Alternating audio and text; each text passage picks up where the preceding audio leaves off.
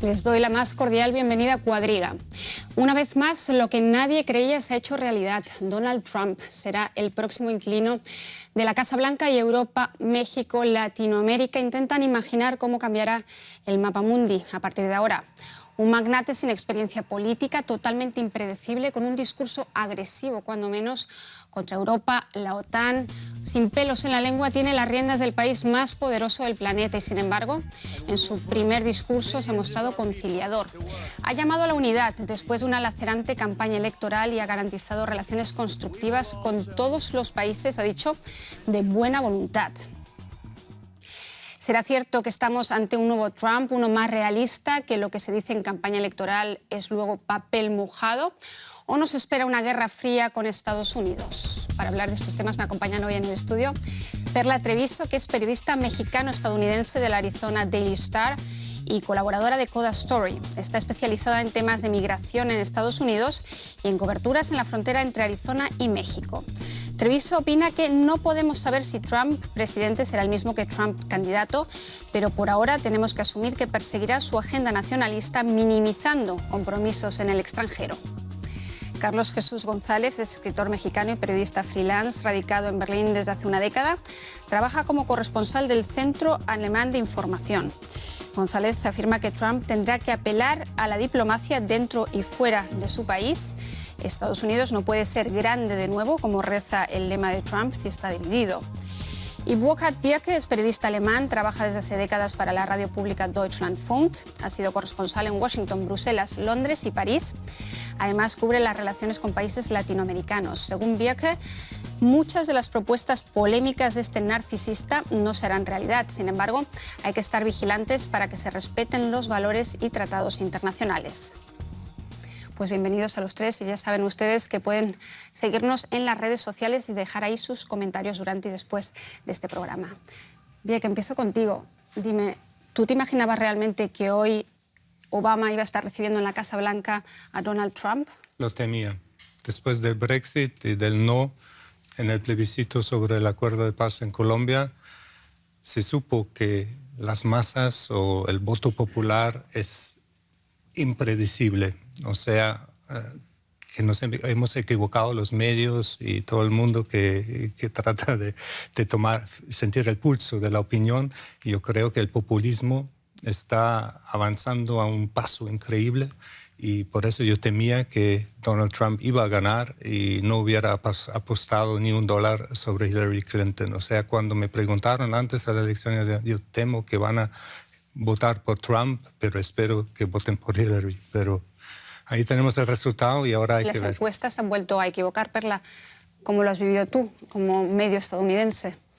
Sí, nunca me sentí confiable para decir al 100%, pero a la misma vez, después de todos los comentarios que se habían salido, después de todos los escándalos que han salido, no me imaginé que fuese a suceder, que la gran mayoría fuera a votar por Trump, a pesar de todo. ¿Y crees que los medios, aparte de las encuestas, los medios también han querido mirar hacia otra parte, ignorar que había una gran masa indignada en Estados Unidos que no quería votar, desde luego, a Hillary Clinton, más de lo mismo? Creo que definitivamente es un momento para que los medios nos veamos al espejo, revaloremos lo que hacemos.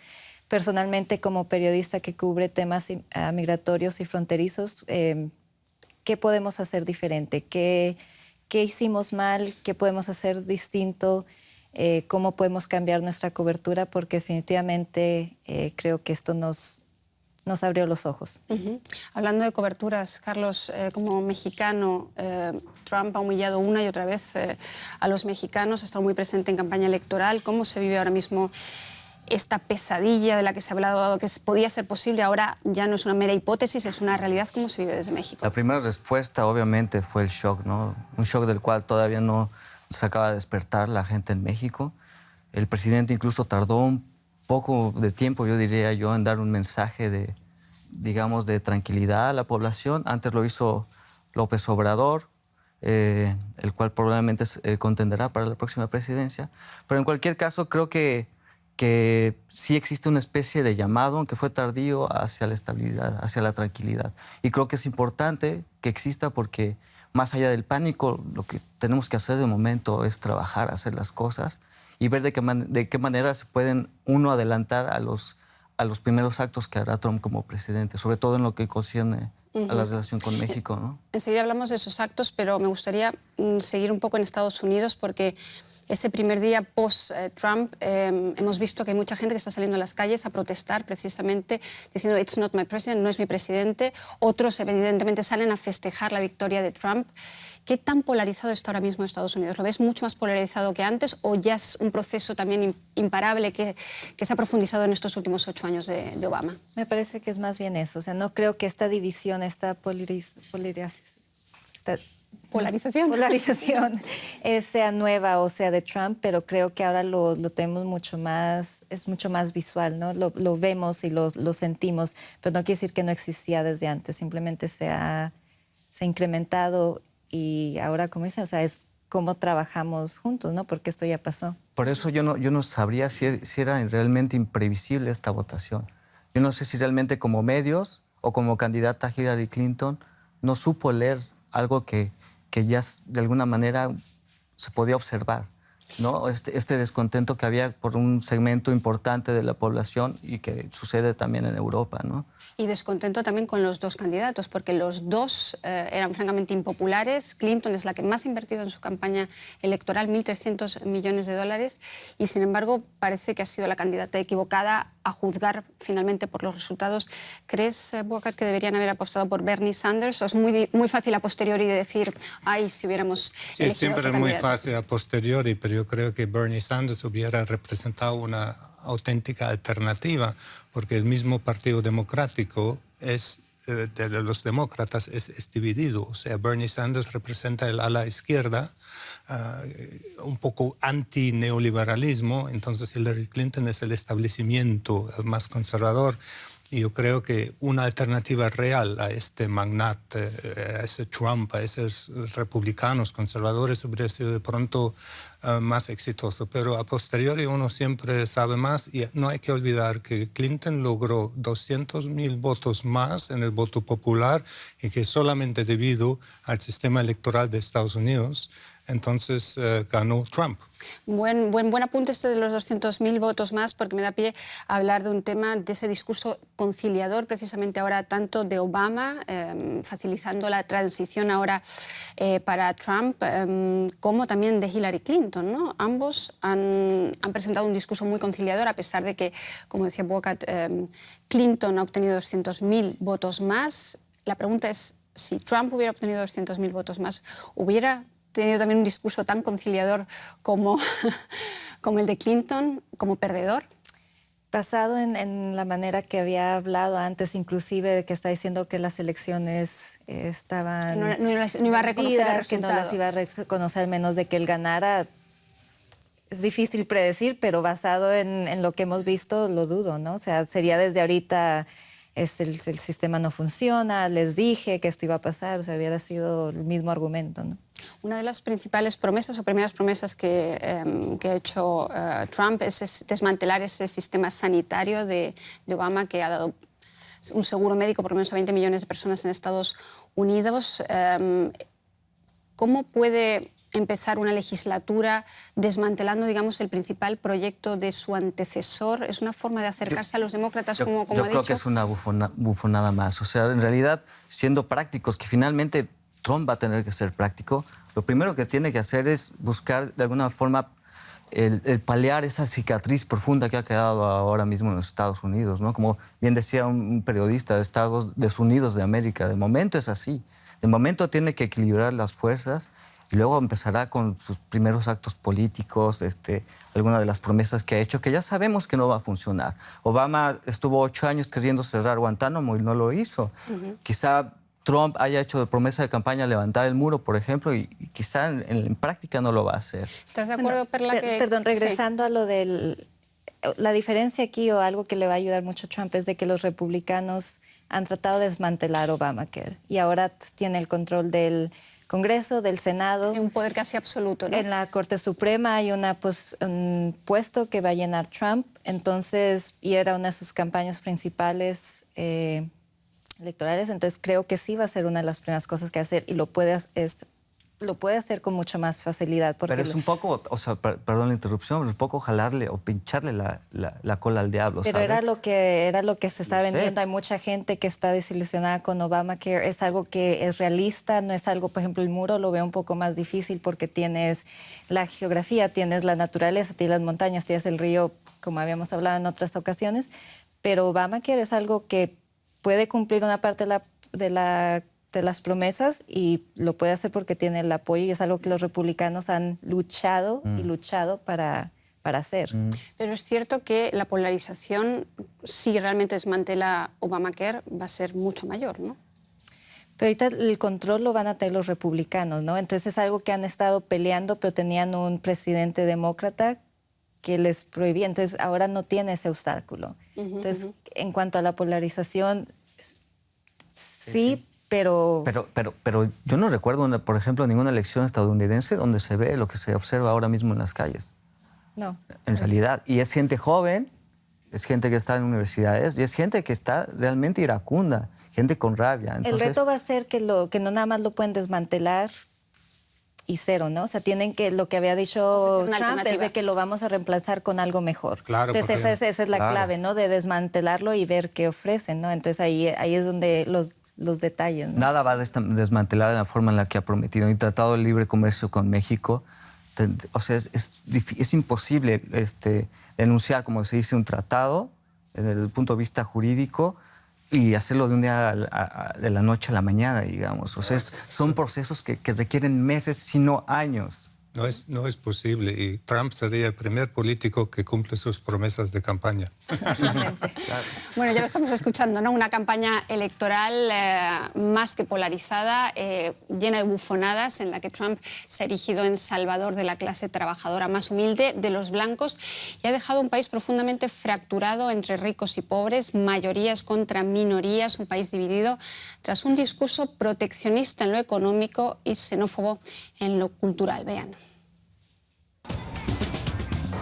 Por primera vez en la vida me avergüenzo de ser americana. Espero que podamos prevalecer con la esperanza y no con miedo, racismo y misoginia. Estamos cansados de la corrupción por parte de los demócratas y la corrupción por parte de los republicanos. Queremos limpiar esa porquería. Necesito un trago. Me voy a vivir a Canadá. Eso sí que sería algo realmente alarmante, ¿no? Que se marchara la población a Canadá. Perla, ¿cómo piensas ser ahora mismo Trump, el presidente de todos los estadounidenses, como ha dicho en su discurso, cuando ha insultado a los gays, ha insultado a los afroamericanos, ha insultado a los hispanos? ¿Todo eso es papel mojado? Hay que ver, ¿no? Uno de los puntos importantes es que Trump nunca fue ni directo ni ofreció detalles sobre sus propuestas. Era todo súper vago, ¿no? Entonces hay que ver exactamente, a lo mejor algo positivo de eso es de que tiene más cómo moverse, ¿no? Porque nunca fue preciso de lo que habló. Entonces hay que ver, ¿no? Es difícil juzgar su impacto en la economía, es difícil juzgar su impacto en muchas otras cosas porque no sabemos qué va a hacer. Igual que no sabemos lo que va a hacer, porque es una black box, ese programa no tiene ninguna experiencia como político, como gobernador ni de ningún tipo. Otra de las cosas que no sabemos es por qué el voto hispano finalmente, que se consideraba prácticamente demócrata, no es tan demócrata como se pensaba, y Obama logró convocar casi un 70% del voto hispano, mientras que Clinton apenas llega al 60%. ¿Cómo te explicas esto, Bob? Pues yo creo que siempre hay una diferencia grande entre la primera generación de inmigrantes y la que está establecida en Estados Unidos a los que vienen. Y es un fenómeno que se ve a nivel mundial. Por ejemplo, en Francia, los ya emigrados, ya establecidos como nacionales franceses, rechazan mucho los que llegan ahora. Entonces yo creo que también es un rechazo de la gente de origen mexicana o de latinoamericana ya establecida en Estados Unidos. No, vienen demasiados y se sienten ya tan americanos que rechazan su propia herencia, su propio sus origen. Propias raíces, es sus cierto. raíces. Sí, y además creo que Quiere no. decir que ha llamado a los mexicanos, todos los mexicanos prácticamente son violadores, son los Bueno, que traen sí. el narcotráfico y todo lo que trae Hablas de la figura de Trump, bueno, la figura de Trump es totalmente execrable y detestable. O sea, y a mí ya nada más el hecho de que este payaso con dinero, como lo llamó Vargas Llosa, haya llegado ahora donde está, me parece algo que asusta. O sea, creo que Estados Unidos deja de ser como un país que es ejemplo para otros, para convertirse en un país que empezamos a temer todos, ¿no?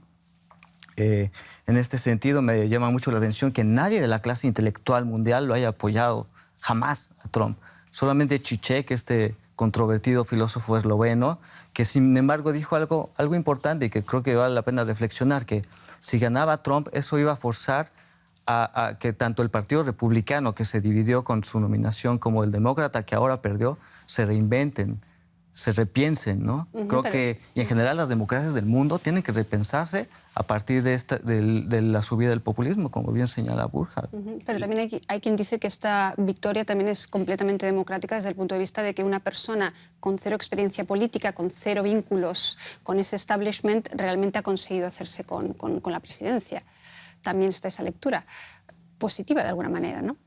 Sí, puedes tener problemas con el sistema electoral de Estados Unidos. Como habíamos dicho, Hillary ganó el voto popular y generalmente el candidato que obtiene el voto popular gana también el electoral. Este caso fue distinto, pero como dijo Obama, o sea, y Hillary en sus discursos, se tiene que respetar y es uno de los principios de Estados Unidos, ¿no? Y no te sorprende, lo sé, porque hace 3 o 4 semanas estábamos aquí sentadas juntas también diciendo que probablemente serían las mujeres las que finalmente decidirían el voto y apostarían por Hillary Clinton. Sin embargo, hemos visto que muchísimas mujeres blancas han votado finalmente por Trump. Eso pese a sus declaraciones sexistas, misóginas, y quizás me quedo corta, ¿no? ¿Eso no te ha sorprendido? Es difícil de entender, como habíamos platicado. Es más fácil entender a la gente que se siente como los perdedores de la globalización, gente que se ha quedado sin empleo, que los tratados de libre comercio se han afectado. Es mucho más difícil gente que a lo mejor no tiene no está en esta situación económica y especialmente siendo mujer tras los comentarios, ¿no? Pero creo que va mucho, por ejemplo, al aborto, a la cuestión más religiosa, que independientemente del candidato republicano es más bien hacia el partido, ¿no? Y que creen en los valores que dice el partido Los valores representa. tradicionales, ¿no? Sí. Hay que dar un punto muy importante porque no olvidemos que Trump hasta el último día declaró que él no era republicano. Él era el candidato republicano, pero él no se considera republicano. Se distanció de su partido, ¿no? sí. O sea, eso es un punto muy, muy, muy importante. ¿Tú crees que es lo que ha hecho que una gran masa blanca, trabajadora, esa que se siente abandonada, olvidada, a la que quizás los medios de comunicación tampoco han concedido la suficiente importancia, es a la que ha conseguido movilizar y es la que ha inclinado finalmente la balanza a su favor? Claro, porque él era el candidato anti-establishment, o sea, contra el establecimiento de los políticos, donde la gente ya Claro, estaba harta. Aunque es contradictorio, porque finalmente ese establishment, y es lo que comentamos, fue el que lo hizo multimillonario. O sea, es lo decía Perla, de toda esta ecuación, lo que a mí más difícil me cuesta entender es cómo pudo vender esa postura suya de outsider cuando es totalmente falsa y cómo la gente lo creyó. Porque o sea, en balance, Bernie Sanders era otro outsider. En balance, quizá Bernie Sanders hubiese tenido más... no se atrevieron a apostar por él, mientras Exacto. que sí los republicanos, por lo menos en principio, apostaron por Donald Trump. Ahora que dices cómo ha conseguido venderlo, Perla, ¿qué papel han jugado las redes sociales? Las redes sociales, porque Trump realmente ha sido el maestro de las redes sociales, de Twitter, en esta campaña electoral. ¿Realmente crees que ha conseguido movilizar a muchísima gente a través de las redes sociales? Ha invertido mucho menos dinero en la campaña electoral y, sin embargo, parece que ha conseguido movilizar a mucha más gente. Creo que bastante, ¿no? Especialmente al inicio, cuando no se le tomaba tan en serio. Toda la publicidad era, como se dice, no hay publicidad mala, ¿no? Y en Estados Unidos particularmente la mayoría de las personas obtiene sus noticias a través de las redes sociales, ¿no? Y basado en nuestros amigos, en nuestras afiliaciones, nuestras redes sociales se vuelven pequeñitas, ¿no? O sea, y escoradas de un lado o de otro, ¿no? Nuestras creencias, ¿no? Que se me hace que es una de las los problemas de que ya no, siento yo que si lees un diario, a lo mejor te expones lees artículos que no leerías. Si estás viéndolo nada más en las redes sociales, va a ser cosas que confirman tus opiniones, tus valores. Entonces, creo que eso definitivamente juega un papel. Es un punto muy importante porque en las redes sociales, tanto que por internet, tú puedes contar mentiras y esas mentiras nunca son corregidas. En cambio, un periódico serio tiene que corregir errores, tiene que corregir mentiras. La televisión también, porque hay reglas. En cambio, el internet es un espacio libre y algo de la mentira, aunque luego se prueba que era mentira, queda. Y entonces, aunque históricamente haya sucedido muchas veces así, o sea, parece que en realidad no aprendemos. Twitter parece hecho a la medida de Trump, ¿no? Son pocos caracteres, dos mensajes. Entre otras cosas, en los reportajes que he leído estos días, me parece casi exagerado, pero he leído que el 75% de las afirmaciones de Trump durante la campaña electoral, según estudios que han hecho colegas de Perla en Estados Unidos, eran falacias, eran mentiras. Pero parece que han calado. Sí, o sea, Twitter es perfecto para alguien que no tiene agenda, pero quiere insultar, por ejemplo, ¿no? O quiere decir mentiras. Es perfecto. 144 símbolos, caracteres, y luego pues no entras en la profundidad y todo. Eso es el desafío para nosotros los periodistas hoy día de corregir esta tendencia. Eso es muy peligroso. Hablando de los medios, y yo lo he apuntado Perla, he leído hoy editoriales en el Washington Post, en el New York Times, en el Wall Street Journal, y todos aseguran que los medios han mirado hacia otra parte durante esta campaña electoral. Es decir, que no han querido realmente creer que era posible que ganara Trump. Era algo que parecía que querían obviar. ¿Estáis de acuerdo que los medios... Los medios dieron más circo, que es lo que finalmente la gente quería. Yo aquí en un cuadriga mencioné que el votante y en general, en particular el estadounidense, es muy visceral, muy emocional y creo que no hubo una discusión al respecto. Y sigo pensando lo mismo. O sea, al final, el hombre el que tenía el show de televisión supo vender eso, ¿no? Supo darle a lo que la gente quería, supo dar show y eso acabó rindiéndole resultados. Siento que se vuelve un poco un círculo vicioso, ¿no? O sea, mientras los medios tradicionales batallan para obtener lectores, para los medios de televisión, radio, entonces empiezas a sacar estas noticias y tus ratings, tus lectores aumentan, entonces buscas más de eso y en vez de, especialmente al inicio, creo que después de las primarias cambió mucho la cobertura, pero para este punto, o sea, Trump recibió tanta publicidad como nunca, ¿no? O sea... Y con grandes mentiras también entras a las noticias, porque hay que corregirlas, pero haces noticias. Y no hay peor que no ser noticia. Y él logró eso de una forma increíble, pero... Realmente es incomprensible que un tipo que se pone frente al público dice 15 años no pague ni un centavo de impuestos, ¿no? Que es mentiroso, que 2 veces estuvo en la bancarrota y sus creditores no lo dejaron llegar a la bancarrota total porque era demasiado grande para hacer bancarrota y le permitieron $475,000 mensuales para sus pequeños gastos personales. Eso es ridículo. Esa persona quiere ser el líder del mundo occidental. Pero bueno, que sabe cómo funciona la psique. Ya no es hipótesis, ahora estamos frente a una realidad. Trump ya no es una hipótesis, es una realidad. Y ahora vamos a mirar un poco hacia adelante, porque el primer reto que tiene es precisamente formar un equipo. No conocemos a sus asesores en política exterior. Sabemos que sí que ha recogido algunos de los más conservadores, si no me equivoco, entre los republicanos, como Gingrich. Mike Pence también es muy conservador. ¿Qué tipo de equipo crees que va a conformar y cuáles serán los primeros retos que tengan que afrontar, Perla?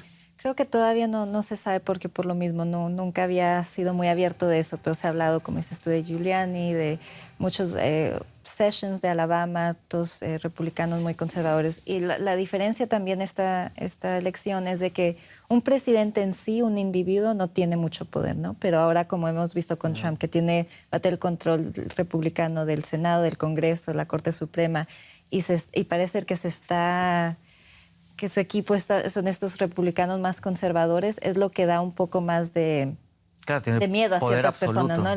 La noción de poder absoluto. Paul Ryan se había distanciado de él durante la campaña electoral. Parece que le ha votado finalmente o le ha dado su voto con cierto dolor de estómago y, sin embargo, ahora parece que son otra vez íntimos amigos, ¿no? Bueno, lo mismo pasó, con Berlusconi.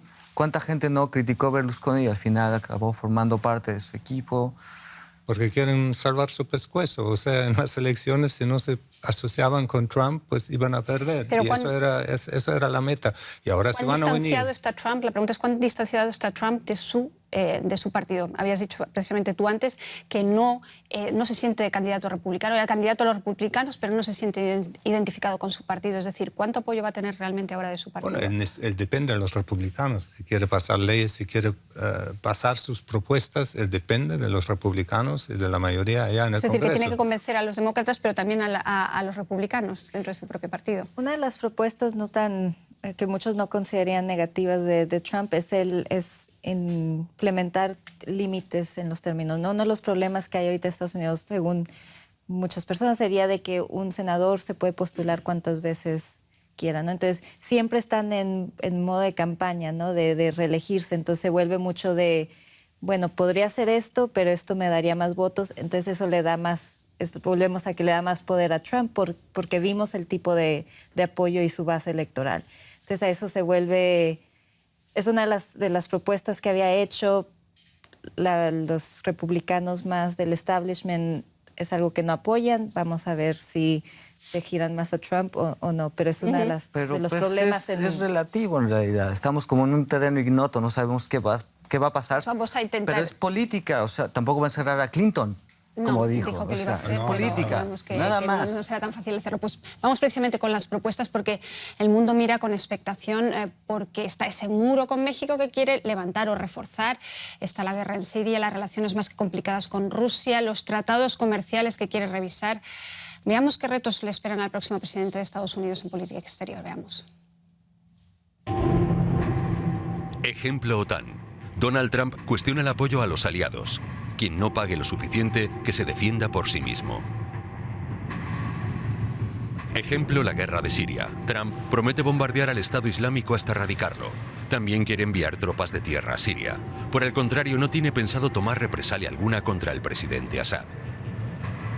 Ejemplo, comercio internacional. Trump no cree en el libre comercio. Para él, la competencia de los países extranjeros daña la economía de Estados Unidos. Con su victoria, el tratado transatlántico entre Estados Unidos y Europa se ve amenazado. Ejemplo, cambio climático. Trump no cree en el calentamiento global, así que tiene previsto rechazar el Tratado de París. Y las relaciones con Alemania. Para Donald Trump, la canciller alemana Merkel es una figura hostil. Según él, su política con los refugiados es un desastre. ¿Hará Trump una política diferente a la que anunció durante la campaña electoral? Bueno, una de las cosas que anunció en campaña electoral es levantar ese muro con México. Creo que vale en torno a $4.000 millones y además quiere que lo paguen los mexicanos. Cuéntanos, Perla, es parte de su retórica beligerante y evidentemente los mexicanos no están por la labor de pagar un muro de $4.000 millones. Inclusive el gobierno mexicano ha vuelto a decir que no lo va a pagar, ¿verdad? Pero también se me hace que es una de esas cosas cuando hablamos de campaña, promesas electorales o promesas de campaña, ¿no? Lo que puede hacer con el muro, o sea, ya hay partes con muro, ¿no? Y como habíamos hablado antes, hay vallas más cortas para vehículos, hay vallas más altas. Hay secciones donde tal vez pueda ser un muro un poquito más alto para aplacar inquietudes. El sindicato de la patrulla fronteriza le dio su apoyo igual y hace cosas con ellos de incrementar sus números o su paga o más tecnología, qué sé yo, que pueda decir que está haciendo algo sobre la seguridad fronteriza, pero el de que va a ser un muro sólido a lo largo de toda la frontera entre México y Estados Unidos no va a pasar. Y esas deportaciones masivas con las que ha ido amenazando en campaña, si vemos los últimos 8 años de Obama, ya dobló el número de deportaciones ilegales con respecto a su antecesor. Pero esta amenaza de deportaciones masivas podría ahora mismo fomentar una ola de migración antes de que en enero realmente se convierta en presidente de los Estados Unidos. Sin duda hay gente que tiene miedo. Sin duda hay mexicanos que van a regresar, pero aún así, digo, pensando de manera coherente, ¿qué ¿qué tipo de fuerza policíaca necesitas para devolver a 11 millones de personas? Que además aportan a la economía de un país. Aportan a la economía. ¿Qué recursos necesitas? Además, personas que no están localizables, personas que no están registradas.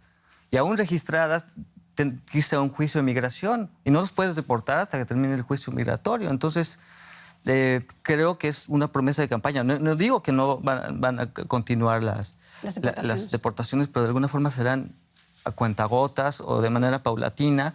Y además hay algo en este sentido muy relacionado con derechos humanos y que no hay que olvidar, que justo hoy Donald Trump es la persona más observada del mundo. Eso es cierto. Cualquier cosa que haga que atente contra los derechos humanos fundamentales de cualquier persona va a ser observada por los demás.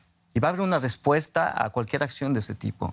¿Estás de acuerdo? Porque en el terreno económico, tú como economista, Burkhard, eso de revisar el NAFTA, el Tratado de Libre Comercio en el Norte de América, que parece funcionar de manera exitosa, que más teniendo en cuenta que el 80% de las exportaciones mexicanas van a Estados Unidos, y hay muchísimos empresarios estadounidenses haciendo negocios muy lucrativos en México, y dentro de los republicanos, que es lo que más sorprende, son proclives en general a los tratados de libre comercio y sin embargo lo quiere revisar. ¿Crees que es una promesa más...? Va a haber unas revisiones de pronto cosméticas, pero miremos las cifras. Yo creo que el comercio bilateral con México es el más grande de con cualquier otro país del mundo, con China también. O sea, 5 millones de puestos de trabajo en Estados Unidos dependen del comercio con México. O sea, él del día a la mañana no puede cerrar las fronteras. Eso es ridículo. Lo peligroso que veo es para el Tratado de la Protección del Clima. Ahí él puede decir ratificado o no, a mí no me importa, Estados Unidos está fuera, ya contaminamos como queremos, porque eso del aumento de la temperatura mundial, eso no es cierto. Ahí veo el peligro más grande. Igual la OTAN, yo no creo que él va a poder salir de la OTAN. Que ya Obama redujo mucho la presencia militar de los Estados Unidos en los campos de batalla mundiales, en Afganistán, en Irak y todo. Bueno, él va a continuar con eso, pero... Perla, de estos temas que ha mencionado, OTAN, combustibles fósiles por los que quiere apostar Trump, antes que energías limpias... ¿Cuál de estas muchas propuestas que ha hecho en campaña electoral ves más factibles y que puede contar con más respaldo entre los norteamericanos? Lo del cambio climático, el clima, por lo mismo de que son más bien acuerdos entre naciones, no leyes que tienes que seguir. Y Obama ya estaba teniendo muchos problemas antes de Trump de obtener el apoyo que necesitaba para implementar algunos de estos cambios. Entonces creo que por ahí va a haber algo que no va a ser tan difícil. Volviendo al tema de migración, algo que sí puede suceder y que probablemente va a suceder. Adiós a la posibilidad de la reforma migratoria, por lo menos por otros 4 años. DACA, el programa que había implementado Obama para proteger a los menores que sus padres los han traído al país de manera indocumentada. No veo cómo se va a renovar. Obama había tenido otras propuestas que se había ido a la Corte Suprema. Olvídate de que esas propuestas se retomen, no haya posibilidad de implementarse. Si es que son esos... puntos muy específicos en cuanto a migración. Eso, perdón, Perla, hay algo que me parece peligrosísimo y ahí sí muy alarmante, que tiene que ver con México, que tiene que ver con Centroamérica, y es que puede suceder algo como pasó con el Brexit, que los grupos xenófobos, los grupos de odio realmente se sientan legitimados en estos momentos como para realmente llevar su odio a acciones concretas. Pasa en Londres, pasa en Inglaterra desde el Brexit, ¿no? O sea, un albañil polaco lo mataron solamente por hablar polaco, pintas en escuelas españolas. Pero quizás sean también efectos post-Brexit que luego amainan. Pero todavía no lo sabemos. Y no sabemos qué reacción tendrá esto en Estados Unidos tampoco. Es muy prematuro para saberlo, pero a mí sí me preocupa. Y hablando precisamente de Latinoamérica y Centroamérica, Cuba... Es un tema que no hemos abordado, pero van 2 años casi de relaciones, de deshielo en las relaciones entre ambos países. ¿Crees también que ahí puede haber un frenazo importante? Con Cuba es interesante, ¿no? O sea, no he visto bien qué tanto tuvo Trump el voto. Yo creo que lo va a dejar en una especie de pausa, no es para él ni lo mínimo importante, me parece, de momento. Creo que se va a abocar en las cuestiones internas de Estados Unidos, quizá en la relación con México, quizá en la relación con China, poca cosa más. ¿Estás de acuerdo? Colombia, México tenemos claro, porque ha hablado muchísimo de México, pero ¿qué hay de Colombia, qué hay de Cuba? Bueno, Cuba, yo creo que Trump recibió muchos votos de los cubanos exiliados en la Florida que están en contra del acercamiento. Entonces yo creo que ahí se verá en la obligación de... De hecho, se quedó con la Florida, que era exactamente, uno de los estados de frenar un poco el proceso del acercamiento. Vamos a ver cómo resultará esto. Colombia, bueno, la actitud de Trump contra la lucha contra la droga hay que ver, porque bueno, en Colombia se está descriminalizando a base del pequeño campesino y del uso común, y en el fondo el problema es del consumidor, del consumo de Estados Unidos, y no es el problema de la producción. La guerra contra la droga no ha tenido ningún éxito, es un fracaso total. Entonces, pero es temible que Trump vuelva a reiniciar una guerra contra la droga como la hizo el Bush Senior y como se hizo anteriormente, que es el camino, a mi opinión, erróneo. Espero que apoye el proceso de paz en Colombia, porque estará en su interés para que la situación en esa región del mundo quede calma, pero de todas formas, yo creo que Trump es un aislacionista. Difícil palabra. Sí, un narcisista y aislacionista. Entonces, él va a preocuparse de Estados Unidos y no se va a mezclar en los asuntos de las naciones latinoamericanas. Tanto. ¿Qué vas a decir? Iba a decir algo de Cuba, para muchos de los republicanos lo que está haciendo Obama era contraproducente, ¿no? Y especialmente de la generación cubana más antigua, de que estaba premiando al gobierno cubano sin recibir nada a cambio. Entonces yo creo que por esa parte sí va a haber, no creo que vaya a continuar el progreso que estaba haciendo Obama en cuanto a Cuba. No me gustaría terminar este programa sin hablar, evidentemente, de las reacciones en la Unión Europea, porque este programa se hace desde aquí, desde Alemania. Merkel, evidentemente, lo ha felicitado, como corresponde a cualquier jefe de gobierno. Son unas elecciones democráticas, lo han hecho también todos los gerifaltes de la Unión Europea, y quieren ponerse manos a la obra, conversar y tener una relación constructiva. Ahora bien, Merkel se ha permitido también, de alguna manera, recordar esos valores que deberían ser comunes entre estadounidenses y europeos, y siempre mirando hacia su propio electorado, porque el año que viene hay elecciones aquí en Holanda, elecciones en Alemania, y un tema que sé que te preocupa especialmente a ti, Buakat, el auge de los populismos. ¿Ves con Trump también la posibilidad de un auge, un contagio para esos populismos, que son los que han felicitado ipso facto? Lo hizo Marine Le Pen en Francia, lo hizo Farage en Gran Bretaña, Viktor Orbán en Hungría. Sí, esa es la señal al mundo. Los populistas estamos en auge, podemos avanzar. Y eso es el mensaje peligroso, ¿no? Que con populismo, con mentiras, se pueden ganar elecciones. Y lo hemos visto en el Brexit, que se han contado mentiras. Se ha visto en el acuerdo de paz en Colombia que había una mezcla de muchos temas que no tenían nada que ver con el tema de la paz. Por ejemplo, la ideología de género que se metió, que eso era parte del acuerdo de paz, que no era, no como fue interpretado, y eso llevó a un voto fuerte para el no. Y entonces ahora en Estados Unidos vemos cómo un Trump con mentiras puede ganar un electorado. Entonces eso es la señal. ¿Marine Le Pen el año que viene en Francia podría ganar las elecciones? No creo, porque todavía el campo que lo llamamos republicanos, o sea, de los partidos tradicionales, se va a unir, pero el peligro es muy grande, que ella va a quedar como una de las candidatas que van a la segunda vuelta de las elecciones. ¿Qué vas a decir, Carlos? Sí, que como decía una analista que leí, efectivamente Trump no es una enfermedad, es un síntoma nada más. Un síntoma de este sentimiento antiglobalización, de esta cuestión de populismo, y creo que Europa y en general el mundo occidental tiene que estar muy alerta de lo que puede suceder en las próximas elecciones, incluyendo también, por supuesto, Alemania, ¿no? Ya mencionabais antes el tema de la OTAN, que también es muy preocupante, evidentemente, para los socios europeos de Estados Unidos. ¿Va a dejar Estados Unidos de ser el garante de la seguridad, el policía del mundo, como se ha dicho siempre? ¿Va a dejar un poco a los europeos a su aire? Como ha dicho Trump, ese principio de defensa común que es sagrado en la Alianza Atlántica podría peligrar. ¿Crees realmente que va a mirar tanto para adentro que va a dejar de lado a la OTAN?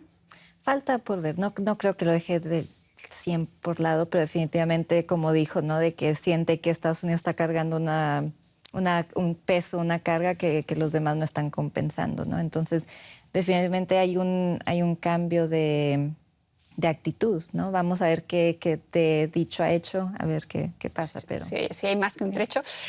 Steinmeier, el ministro de Exteriores alemán, ha dicho que ahora mismo la política norteamericana es imprevisible. Eso es lo que más difícil hace a los europeos, precisamente abordar ahora una agenda, y ha propuesto ya una cumbre de los ministros de Exteriores europeos para ver cómo abordan esas relaciones con Estados Unidos. ¿Dónde ves los principales retos de Europa en estos momentos? Bueno, Europa tiene que, sobre todo, aumentar su propia defensa. Eso va a ser una de las consecuencias, porque así yo creo que Trump va a retirar un poco de fondos y de tropas de la OTAN, pero eso es un reto que la Unión Europea tiene desde hace mucho. Por fin podremos de pronto crear la política de defensa y seguridad común en el seno de la Unión Europea. Eso espero. Eso es también una oportunidad. Es una oportunidad. Pero la Unión Europea está ahora sumida en una de las crisis más fuertes, si no la más fuerte. Pero precisamente con Trump encima, entonces es de pronto un proceso muy interesante de autodefinirse de nuevo, de encontrarse de nuevo, de tomar eso como un reto y de redefinirse y reinventarse, porque la respuesta al Brexit, a todos esos eventos, hasta ahora no ha sido satisfactoria para mí. Entonces, la Unión Europea, sobre todo en contra del populismo, debe definirse también como protectora contra la globalización. Esa es la sensación que lleva a la gente a votar por esos populistas. No se sienten protegidos, entonces mejor en nuestro Reino Unido, en nuestra Estados Unidos, nos protegen nuestro país. Y si la Unión Europea es capaz de demostrar que protege, entonces... Eso lo puede hacer Europa a través de las izquierdas, ¿no? Muy bien, pues con un mensaje conciliador, un mensaje de esperanza, es decir, quizás Trump sea una oportunidad para la Unión Europea. Lo dejamos aquí, no dejen de escribirnos a Cuadriga o a mi Twitter personal, Úrsula Moreno DW. Gracias por estar ahí y nos vemos dentro de poco.